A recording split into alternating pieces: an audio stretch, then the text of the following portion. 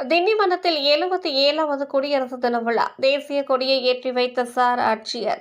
திண்டிவனம் ஜனவரி 27 திண்டிவனத்தில் நடந்த 77வது குடியரசு தின விழாவில் பங்கேற்ற சார் ஆட்சியர் ஆகாஷ் தேசிய கொடியை ஏற்றி வைத்தார்.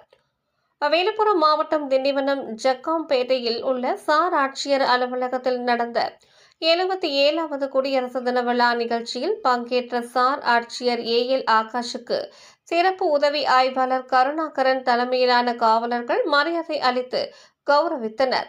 தொடர்ந்து சார் ஆட்சியர் மூவர்ண தேசிய கொடியினை ஏற்றி வைத்த பின் அனைவரும் கொடி வணக்கம் செலுத்தினர்.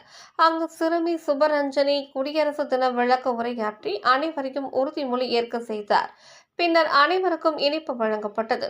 இதனைத் தொடர்ந்து சார் ஆட்சியர் ஏஎல் ஆகாஷ் திண்டிவனம் வட்டாட்சியர் அலுவலக வளாகத்தில் தேசிய மூவர்ண கொடியினை ஏற்றி வைத்து கொடி வணக்கம் செலுத்தி அனைவருக்கும் இனிப்பு வழங்கினார்.